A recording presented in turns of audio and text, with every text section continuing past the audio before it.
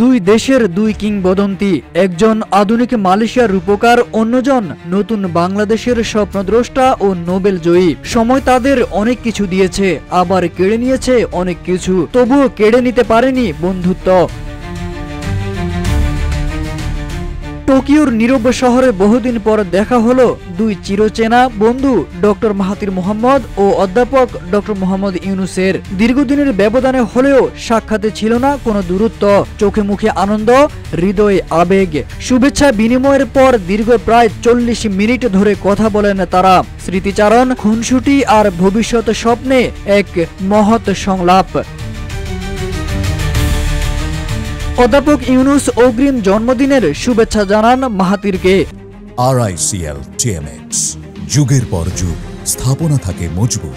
বলেন, আমি আপনাকে শততম জন্মদিনের আগাম শুভেচ্ছা জানাচ্ছি, কারণ আগামী 10 জুলাই মাহাথির পা রাখবেন জীবনের শততম বছরে।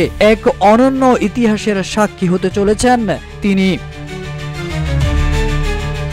আলাপচারিতার এক পর্যায়ে মাহাথির স্মরণ করেন তার লুক ইস্ট নীতির কথা, যে নীতি মালয়েশিয়াকে এনে দিয়েছিল অভূতপূর্ব উন্নয়ন ও শিল্পায়নের গতি। তিনি বলেন, অনেক বাংলাদেশি মালয়েশিয়ায় সফলভাবে ব্যবসা গড়ে তুলেছেন, উদ্যোক্তা হিসেবে হয়েছেন স্বীকৃত।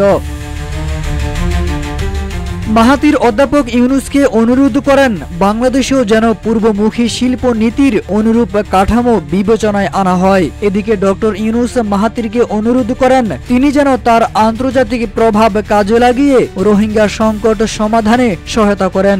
একই সঙ্গে বাংলাদেশ সফরের আমন্ত্রণ জানান বন্ধুকে।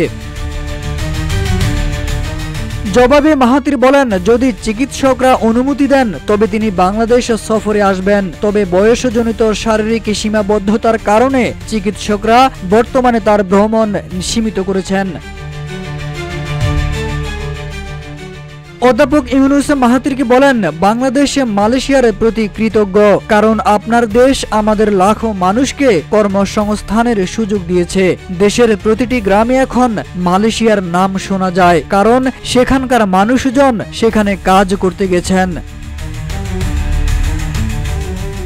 বন্ধুত্ব, ভ্রাতৃত্ব ও পারস্পরিক শ্রদ্ধার এই সাক্ষাৎ শুধু ব্যক্তিগত আবেগেরই নয়, বরং দুই জাতির সম্পর্কেও ছড়িয়ে দেয় উষ্ণতার বাতাস। টোকিওর সন্ধ্যাবেলায় যেন দুই মহৎ প্রাণের আড্ডা হয়ে উঠেছিল সময়কে ছুঁয়ে যাওয়ার এক অনন্য মুহূর্ত।